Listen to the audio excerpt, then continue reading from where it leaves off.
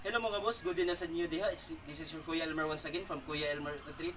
So for today's video mga boss, amo lang ihatag ninyo ang review ang pinakahinog nga 2018 Toyota Hilux G 2.4 4x2 nya in a lowest mileage for only 44,000 city drive mileage only.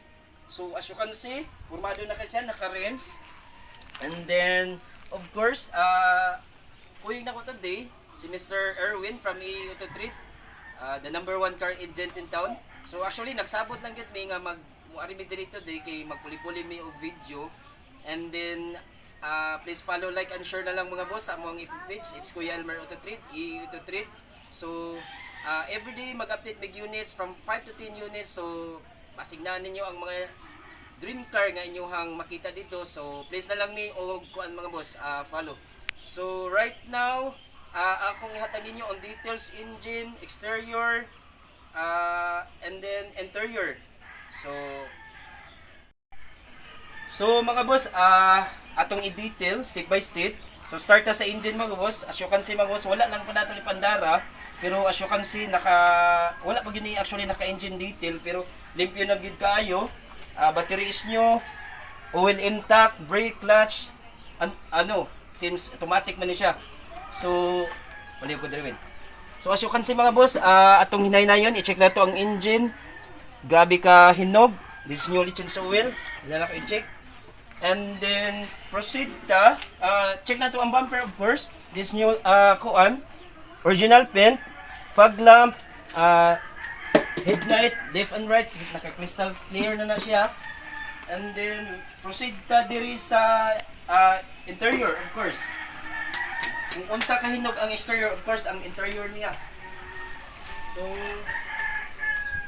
okay, interior mga boss, as you can see, original, stock ang iyahang fabric seats. This is the driver area. Legroom, spacious ang gid kaayo, na siya oy mathing, original. Soon, marilis niyo ni puhon mga boss, pwede rin niyo ni butang additional mathing. These are the buttons for power mirror and power window. So shifter niya, cup holder, of course naka touchscreen na ta. And then ang air ventilation niya sa aircon niya, steering wheel. So interior diri sa driver area, of course hinog rin kayo. Proceed ta diri sa passenger. So passenger, of course, kuan gyapon siya, stock gyapon, fabric nya ang iyahang legroom for passenger, spacious gid kaayo. So ang iyang ceiling mga boss, as you can see, wala gyud mga yellowish or something dirt. So limpyo gid kaayo. So proceed ta diri bed liner. So bed liner ya mga boss, not likayan. Makuanan masudlan ng tubig kay gawon uwan diri. So bed liner na to, wa joy scratches. Limpyo gid kaayo nga anything nga inyong i-kuan diri, kaya gid kaayo.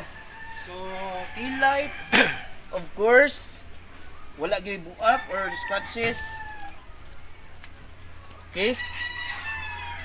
So, naka-chrome kuan na siya. So far mga boss,